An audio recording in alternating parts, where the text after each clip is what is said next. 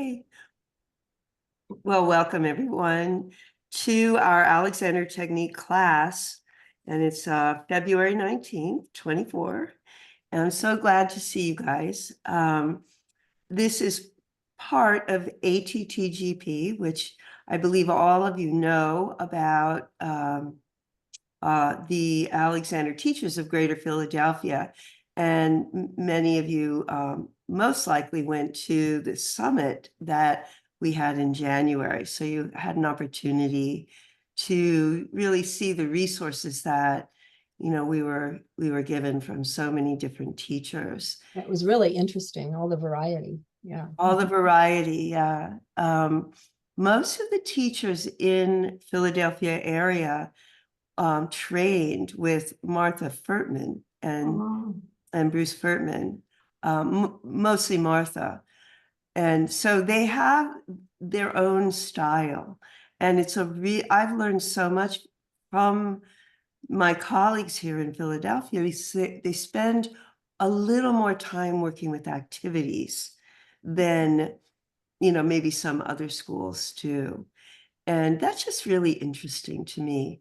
Also, there's a flavor from this group. A number of people have studied with Mio Morales, and that's where the cycle came from. So this, did anyone come to a class with somebody that took you through the cycle? Not I. If not, it's not my expertise, so I'm not going to bring it up today. But the cycle is really an opportunity to just quiet yourself and pause. And you take each finger. Oh, yes, yes. Yeah.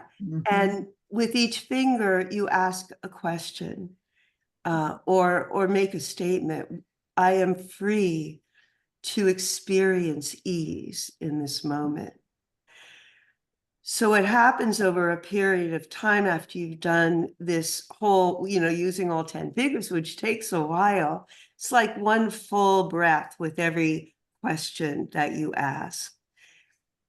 By that time, by the time you finish, you realize that there's ease in a lot of places within your own body, and that we're refocusing the mind and the attention on not so much where we feel tension and stress in our body, which can force us to want to change something or put maybe too much energy into wanting to do something that our body is not really complying with. You know, I'm talking about mind and body. So it's a doorway into the use of ourselves in our self-awareness that is really, really helpful. So that's just something that, you know, I wanted to bring up because today I want to highlight one of the principles of the Alexander technique, which we call inhibition. And inhibition is a bit of an elusive principle, but it is truly the core principle that we're working with in the technique. And that is our ability to consciously pause. So one person that I took a whole unrelated class with once, a woman named Jean Houston, very big in the personal development field, started talking about, in the middle of this one recording, started talking about the stop technique. And I'm driving along, listening to her, and I'm saying, the stop technique, I wonder what that is. And she started talking about the Alexander technique. And she used the language that was only, you know, something that Jean Houston could say. But it had something to do with taking all the powers of the universe and bringing them present into this moment and being able to stop and invite the universal into the personal. So that really stayed with me, and I thought, you know, how extraordinary that somebody that's only had a very small experience in the Alexander technique could could inspire that much presence with it. So I just want to start with that story. And I did mention in the description of this class, so I want to be true with it, that we are dealing with the 4 main principles of the Alexander technique. And those are awareness, inhibition, direction, and means whereby. So we could speak a little bit about each one of them. I'm describing them in that order, because let's take it backwards. If you learn to direct yourself in activity, you may not be also bringing in the balanced other side, like the 2 sides of the coin of bringing in the inhibition to direction. Because we would want to like try to make something happen. Say I'm directing my neck to be free, to allow my head to go forward and up, which are the first 2 directions that we say to ourselves. There's a tendency to want to do that.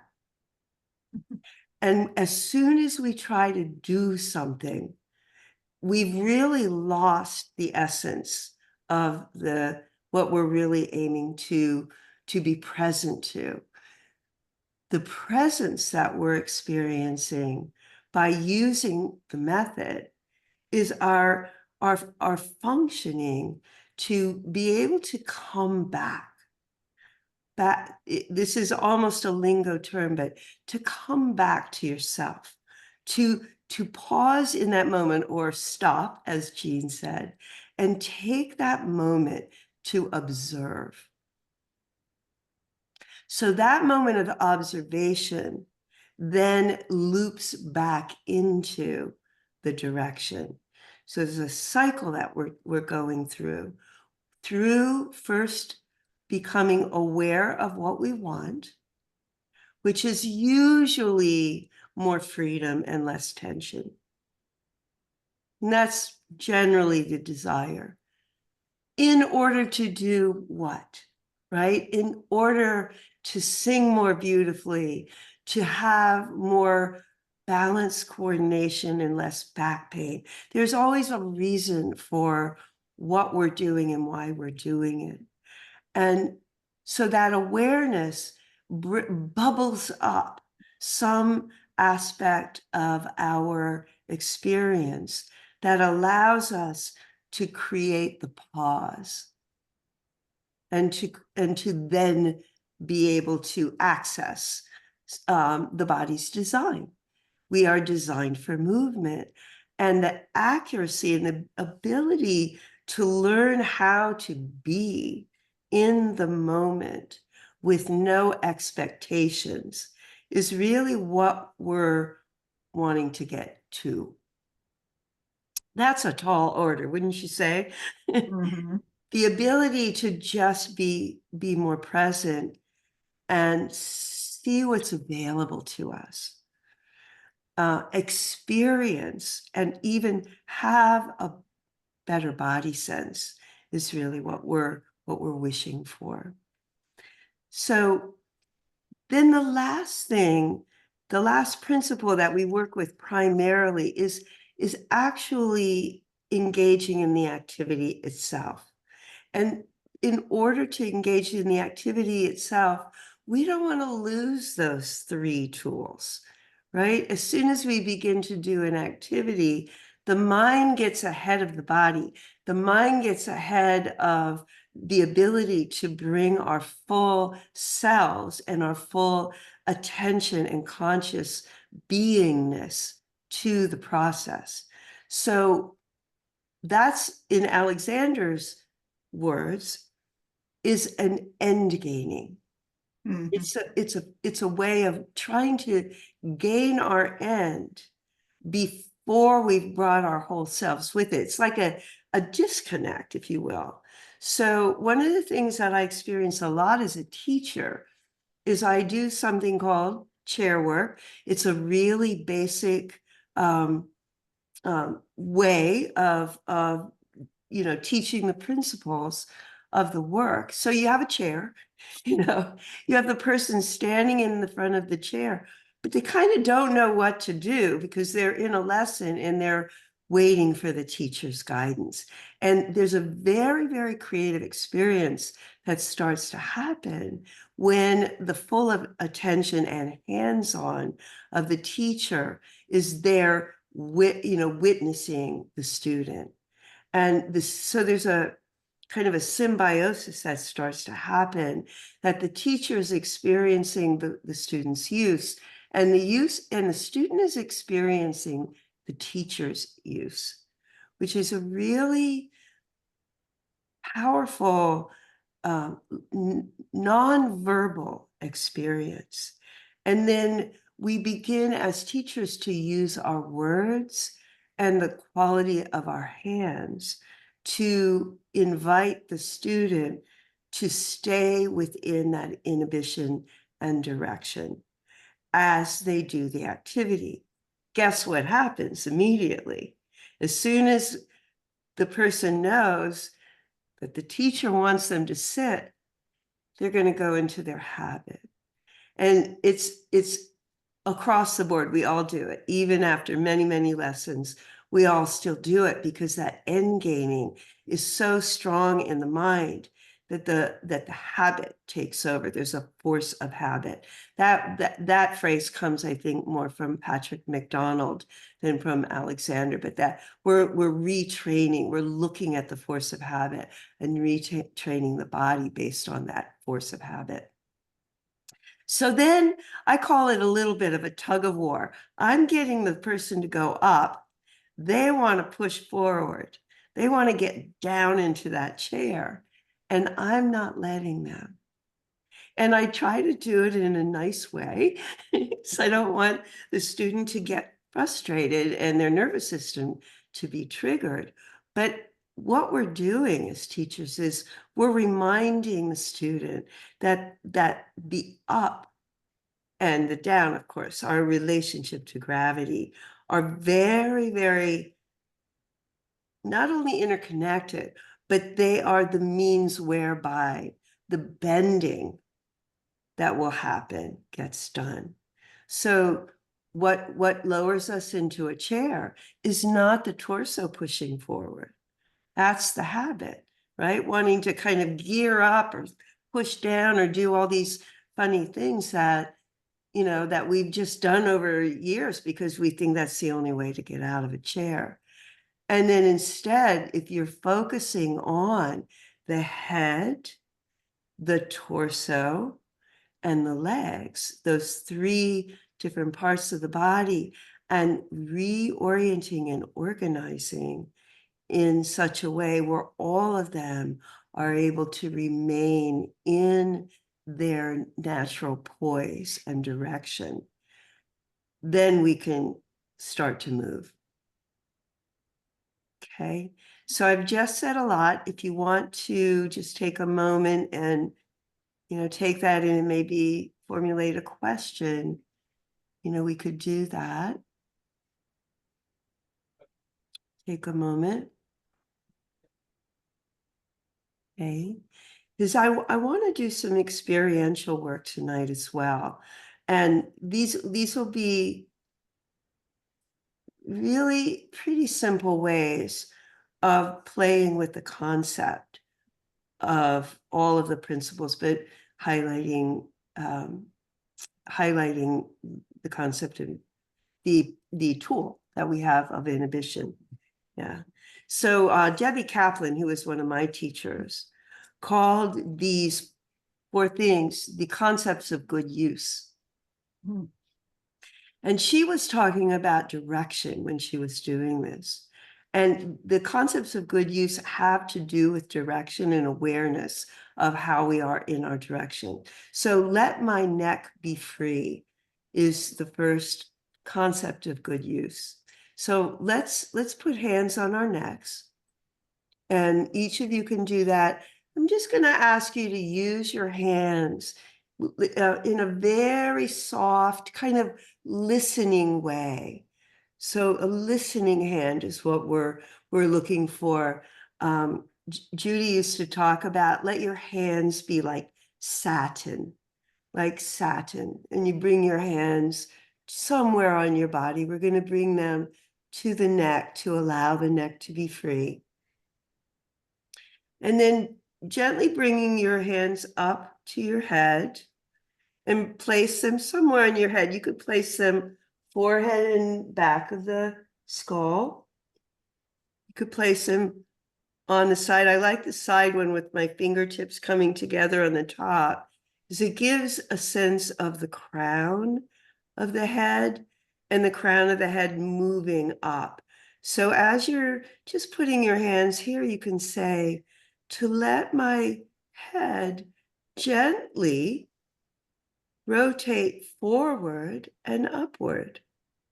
Now that is because the head is very free on the top of the spine. It's poised and it's delicate where the joint lives. It's not pressing down. It's not hardening onto the top of the neck. It's delicately balancing. And then just as if it could kind of ease into the space above. And go ahead and take your hands away. That's mostly because the arms get a little tired when we do this for ourselves. And now bringing your hands just to, I'm thinking about the place on the collarbone, which meets the sternum.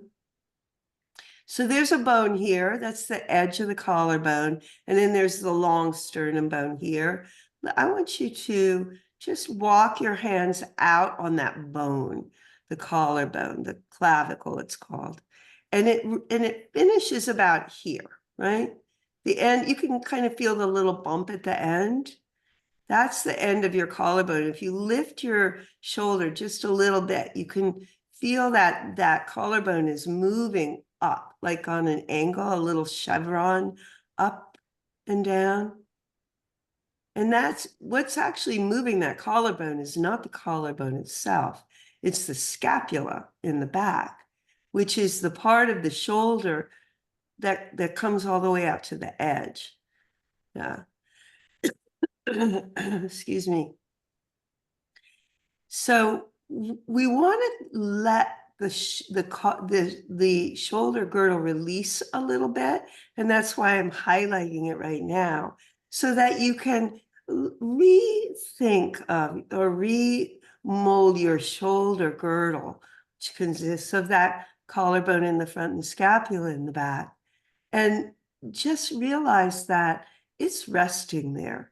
It's resting and widening, and it's resting on the topmost vertebrae. So it's not resting on much, but just enough that it allows the collarbone to spread out and widen. And it also invites the shoulder blades to rest downward instead of getting picked up, pushed forward, doing all those things. So I'm kind of getting the shoulder girdle out of the way to talk about that that third aspect, which is the whole of the torso. So we have neck free, to let head forward and up, to let the torso lengthen and widen. So let's feature the torso for a minute. I want you to come over onto one sitting bone and place your hand underneath the sitting bone that's been lifted up. And you can kind of sit down on it, but it'll hurt a little bit if you stay there very long. But you can really feel that bone, right? You can feel that bony. I think of it as a little bit like a rocking chair on the bottom of your pelvis. Take your hand away and then come over onto the other side and feel into that other sitting bone. So what we're mapping right now is the very bottom of the torso. That torso is expanding into length and width. And then lastly, we're just going to take our hands along the thighs, releasing the hands, the top of the hands. Again, that very gentle sensory experience of sending your hands towards your knees and a little bit go down your shins, just so you're reminding yourself that your legs are reaching towards the floor and into the feet. Okay, so now that we have a sense of these 4 concepts of good use, all of the different parts of the body, the neck, the head, torso, and the legs. Now let's just take a moment. For this, you can close your eyes if you wish. So we're going to close our eyes and we're going to just notice. And I'll say a few less words going forward, just so you can tune in. And one of the things I'm going to ask you to tune into is your breathing. And as you're breathing, you can notice that the body might be trying to sit up too straight, or it might start sinking down based on our habit. And we're just going to kind of invite the freedom to come into our whole system, feeling the length of the body from the sitting bones to the top of the head, the width of the body from one side of the ribs to the other side, and one side of the pelvis to the other side, and even the depth of your body, which includes allowing the back and the front to be in dialogue with each other. So we're not 2-dimensional, we're very 3-dimensional. And even giving time as you're breathing to see if you can allow and notice the ribs themselves to move a little bit on the inhalation, to move a little bit on the exhalation.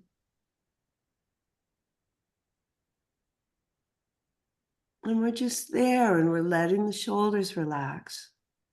We're letting the weight of the arms drop down into the elbows, drop down into the lower arms, into the hands and fingers. We're continuing to let the breath kind of lead the way with this. And now I'm going to share something very, very subtle with you, which is paying attention to the balance and poise of the head as it's orienting right in this moment to the neck, to the spine, to the top of your spine. And can you let your nose drop just a little bit, tiny little fraction of a little bit, as you think of allowing your head to lead your spine into length? Now, we're not doing anything. If anything, we're unwinding. But because we've put that conscious thought into our experience of our body sense, some other thing that we've known in the past, based on our habit, is going to try to sneak in. And when that does, we want to stop again. We want to pause. And we want to feel, can I feel the weight of my sitting bones dropping into the chair? Can I allow my legs not to feel like they have to gear up and start to work and hold me up, but instead to ease out away from my hip joints into the knees and down the shins and into the feet, so that the feet can really rest on the floor, can spread out, and can receive some weight from the ground. So there's a contact that we're wishing for. And the contact is a gentle connection to the earth that has always been there. It's just that our active minds have tried to pull our bodies out and away from the earth. We're inviting that support to be there.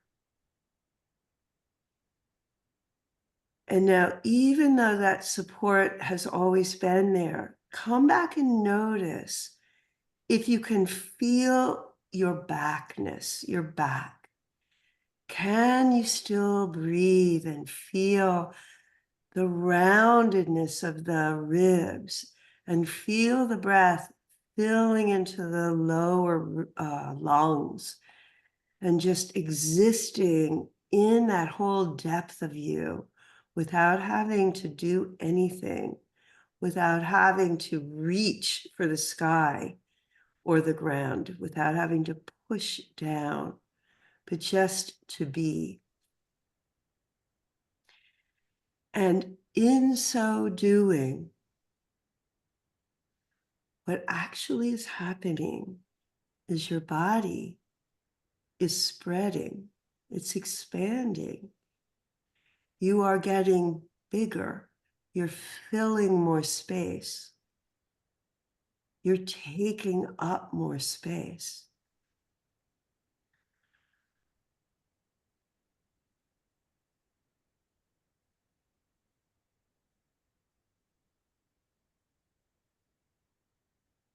And now, just put the seed into your mind that you would like to get up, that you would like to stand. And we're not going to do anything. We're just going to think about standing. And then come back to yourself. Notice what has already changed, if anything. This little bit of change is actually coming from the startle pattern. It's coming from what we call fight, flight, and freeze. It's something that exists in the nervous system that has to do with volition. Okay? Volition is taking action. It's acting, it's doing something. But what we're choosing to do and what our method is offering us as the key really is inhibition. Now, this comes right out of the science definition of inhibition and volition that Alexander was working with. F.M. Alexander said, we want to activate the inhibition, the conscious ability to say no to doing the action. And now we have both the volition and the inhibition as potential in our awareness. Take a moment to breathe. Take a moment to feel your sitting bones. Let go of the legs that might be gearing up to move. And then we're going to go back to our neck, giving our neck a moment to free. Our head to go forward and up. We're orienting through that primary awareness or primary control, as Alexander said, to now decide that we're actually going to get up. And I'm going to ask you to take your time to go as slowly as you want. There's some details about getting up. I'm right in front of my desk, so I can't even get up right now. I have to do something before I get up. And I'm going to allow that experience to come to me and make the decisions in the moment, in the body, in the means whereby to begin to activate that volition, okay? And you'll do whatever you need to do. I'm going to come over to the side of my chair so I have some room to get up. And I want you to pause again. So if you didn't need to do anything as I did, pausing again is still a good idea. And we're going to think up. We're going to think up with that feeling of depth of the torso and the connection to the ground. So there is a connection to the ground. As you're about ready to get up, your feet might be too far away. And I don't know if that's the case for you because I can't see your feet, but I know my feet could come a little closer to the chair. So I'm just making a good choice for myself in terms of the mechanics of actual movement. And I want to remind myself that my knees need to stay over my second toes, and not buckle together as I begin to stand, or maybe bow out would be the opposite if we're trying too hard to keep our knees over the toes. So that's something that you really have to orient in your mind's eye. You need to actually keep your knees over your second toes as you come to standing. But here we go. We're going to start to move forward, but we're allowing the head to lead that movement. And pause there right before you're about ready to stand up. It's a very precarious moment and a really great moment to pause, which is inhibition again. And just notice if you've been pushing, if you've been kind of leading with the upper spine, whatever you've been doing, and say no to that. Let go of your legs. No, trust that if you lean far enough over, your head is going to come over your feet. And then you're going to push your feet into the floor. You can push your heels into the floor, and it'll bring you all the way up to standing. That's the way I do that. And then I'm going to move my monitor over to the other side, so I have more real room here. Okay. Can you see me? Yeah. All right, so now we're in standing. If anyone has done Tai Chi, which I know Jenny has, or yoga practice, this simple activity of standing has it all, right? Because we have now a different relationship to the floor. We're bipedal. We're not sitting, our bottoms are no longer our sitting bones, but we've allowed for ourselves, for our legs to also be part of this activity. And then just take a moment. You can do those same gentle hands-on things that we have already practiced tonight. Let my neck be free. To let my head go forward and up. To let my torso lengthen and widen. And to let my legs release away. Now, this next activity is almost beyond simple, but it's really challenging for inhibition. And I'll tell you what we're going to do. We are going to start with our feet pretty close together, so in a very narrow stance. And then with my cueing of you, we're going to take a wide stance, okay? And then we're going to come back in. But I want us to do this together. I need to put you on gallery view so I can see everyone.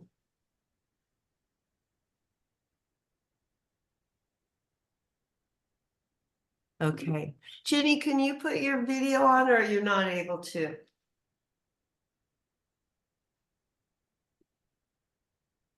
I have a cat on my shoulder. Okay, good. All the better. So let that weight be there. That's really sweet. Let that weight be there, and you can actually direct yourself through that downward weight In the same way that if we held a heavy bag on one side, we don't want to let it drag us down, but we can like direct ourselves through our own length to be able to balance and maintain. All right, so let's take a moment. For some people, being in a really narrow stance is a little bit uncomfortable. So if that's your case, take maybe a 2-inch or 3-inch space between your feet. But I want your legs to be your feet to be parallel. So they're not going to be turning out. They're going to be parallel for this particular action. It's not what we need for ordinary activity, but what we want to do for now. So we've just freed our necks, allowed our heads to go forward and up. When I do that for myself, because I'm from a military family myself, someone said that they were an Army brat, right? I'm an Air Force brat. I go into military posture really easily. That is an end gaining right there. I haven't even done anything. I'm already end gaining. It's this desire to stand up straight, right? So one of the things that I monitor for myself, and if that's you, to allow yourself to go back and find the ground and not feel like you have to be too up in this moment. So there's a beautiful poetry that goes on between the head leading the spine into length and staying connected to the floor. Okay, so now here's our visual. I want to bring your awareness to your hip joints. You can take your third finger, just because it's the longest finger, and try to dig in there and see if you can really find the hip joint. It's not up there by the bone. That's your pelvis bone. It's way down where the bottom of the pelvis meets the leg. And we're going to shift onto the out. We're going to shift this way. For you, if you're seeing me, you're probably shifting to the right. So I'm going to mirror you. I'm going to shift to the left. We're just going to take ourselves with the head leading over onto that leg. It's a tiny little action. It doesn't go very far. And now lift your left heel up, but keep your toes on the ground. So you should be still pretty stable, fairly stable. Do you feel stable? Because we're really taking this in slow motion. And then we're going to lift our knee and take a wide stance. Try to take that horizontal movement and then back. Okay, so let's come into a wide stance. You've tried it a few times. Now we're stable in a wide stance, except this is a little unnatural, wouldn't you say, with the feet parallel? It's a little unnatural. So just for fun, we're going to toe out just a little bit, not a dancer second position, but just a little E version, it's called, in the feet. And that should feel a little better, right? It doesn't feel better. Normally are straightforward. You like better? Okay. This is huge, complicated question. So, but that's very interesting. When I toe out a little bit, I feel like I could, bend and pick something up more easily, for example. I feel a little stiff when I'm only in that parallel motion, but it's different for everyone. And that's one of the reasons why in an Alexander lesson, it's so nice to explore that, right? Because there might be something going on, like maybe tension in the buttocks, tension in the outer legs, something else that might be going on when we toe out like that. Okay, so that was just an experiment, and now we're still in that wide stance. We're going to go back to free the neck, head forward and up. Allow for length in the torso, width in the back. Feeling, sensing your whole backness. And we're going to just shift that torso again onto the standing leg. It'll automatically lift your heel and then bring your foot back. think I'm gonna adjust my monitor so you can actually see my legs. Yeah. So I think that's good. Don't see my head, but you see my legs now.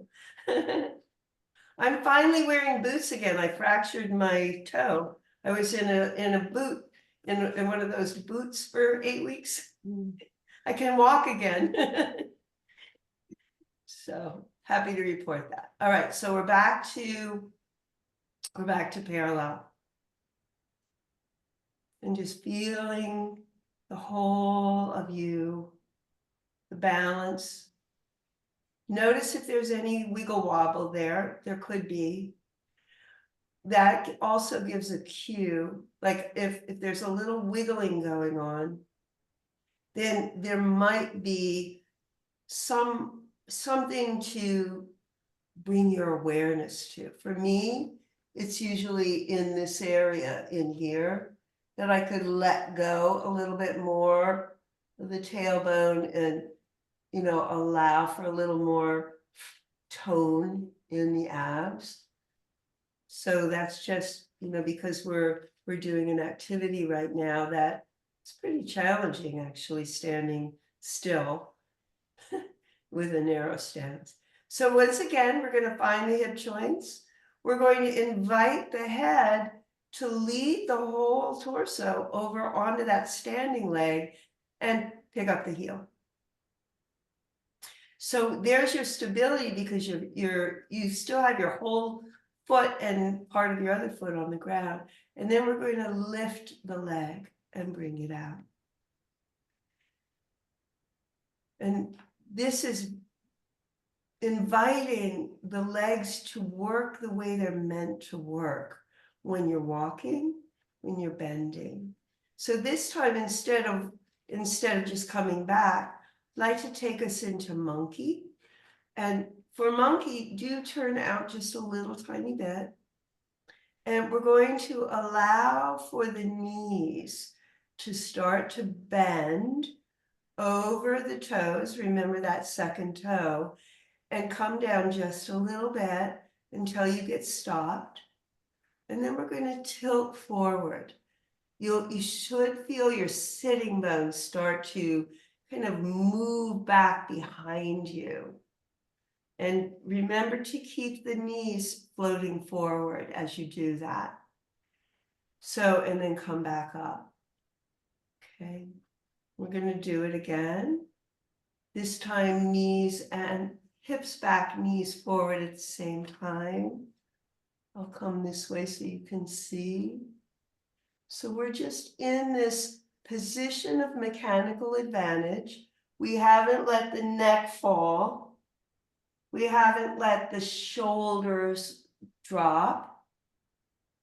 They're all just kind of open and out and helping with that movement. And then you're in the position of power here. Can you feel it? You're grounded, right? You could dance. You could move, you could pick up a very big log because your whole body is ready to absorb the weight into you as you let the legs, you know, do the work that they need to do. So I'm using this very simple exercise, it's really just an exercise, to bring inhibition much more present into your activity. It's almost like we need to remember to pause because we don't pause, right? I reach for that door. I hear somebody at my door and I'm there before I even moved out of my, you know, I didn't let my legs move me to the door. Instead, we want to pause, even if you do hear the doorbell ring or the telephone ring. Take that moment to feel into your body, to give you that gift of presence, because distorting that is what creates habit, right?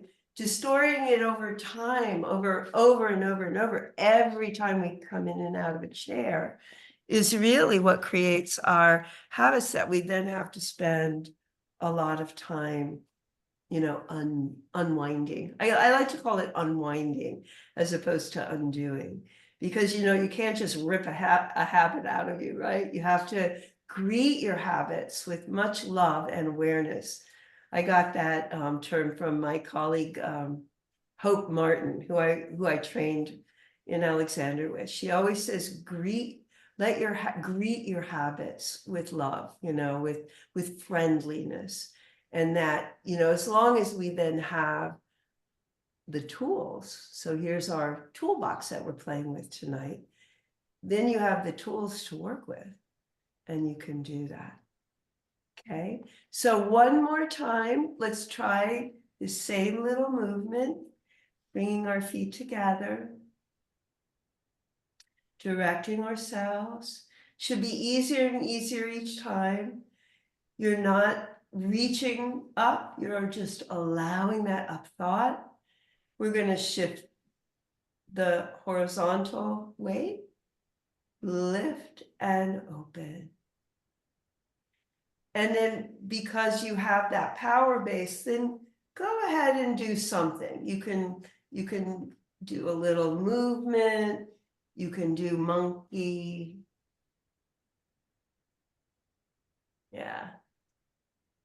And this is the basis, this action actually is the basis for lunge. This is one of Alexander's procedures to teach people how to do what he calls lunge, which is just taking this position of this dynamic bending and position of mechanical advantage, and then featuring one leg on instead of the other leg, instead of both legs.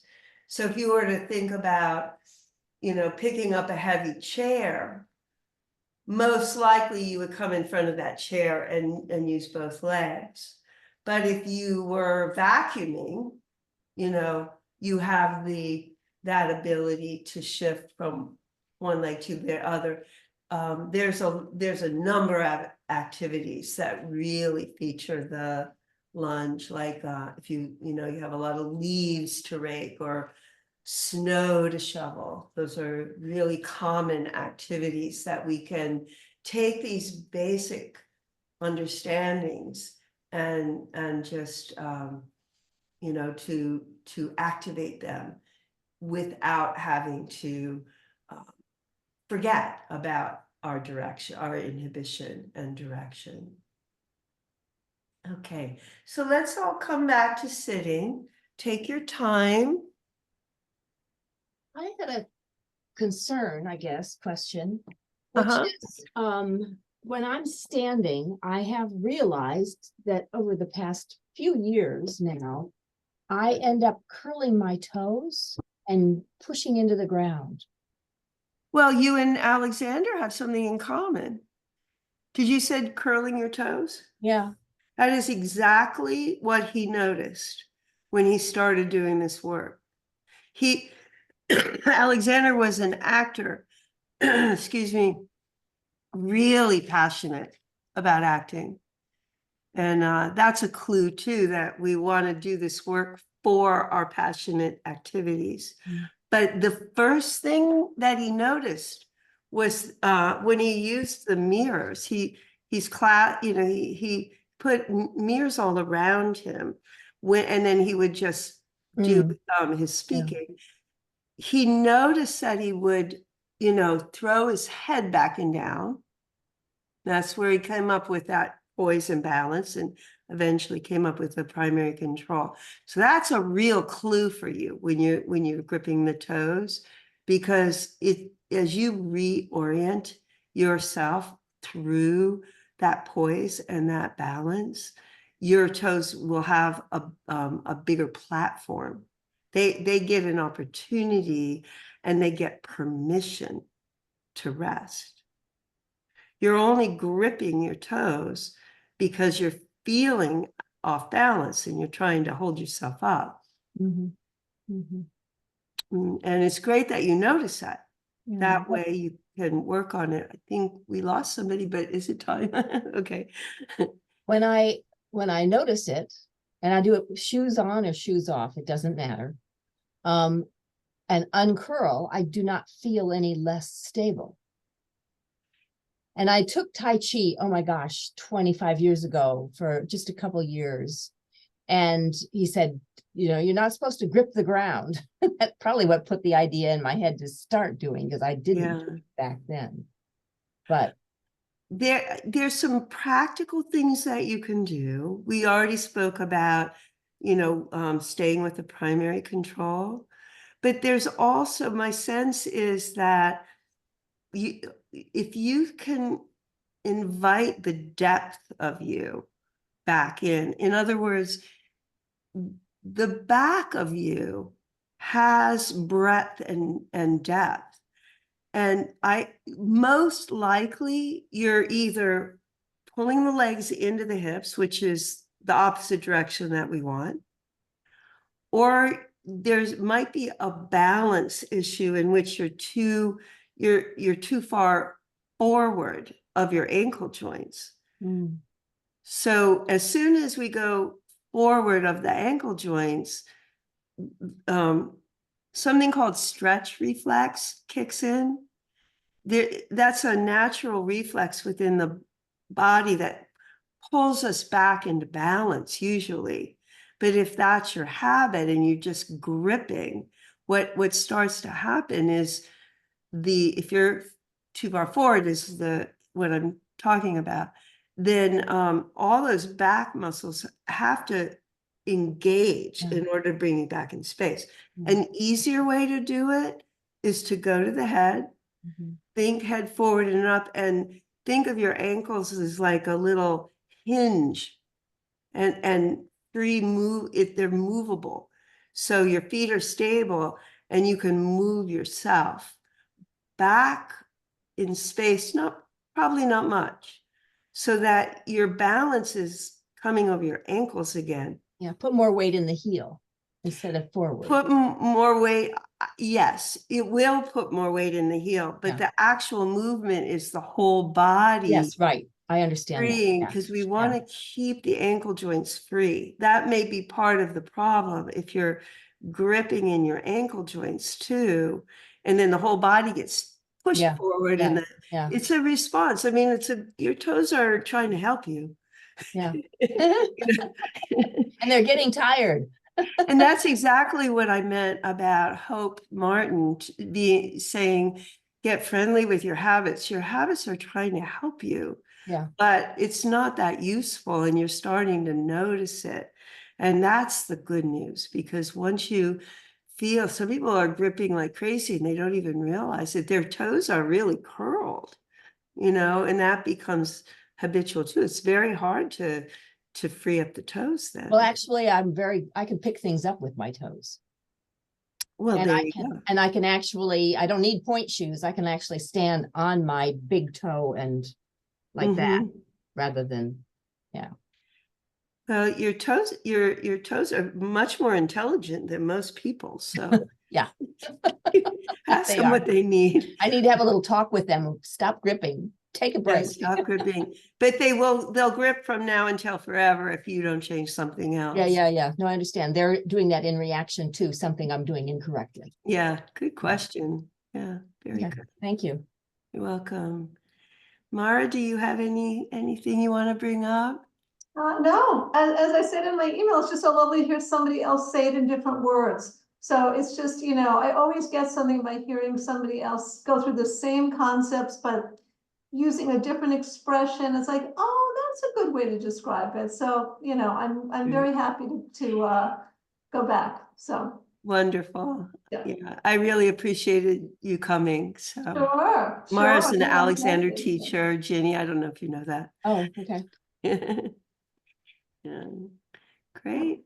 Well, it's we're at the top of the hour, so let's say goodbye for now. And I just stay in touch with ATTGP. We have our monthly meetings, and you know, it's all good. So, or find a teacher in your area, or, you know, do some Zoom, Alexander. Yeah. Lovely, Diane. Thanks very much. Thank you. My pleasure. Take care. Bye-bye. Bye. Bye-bye.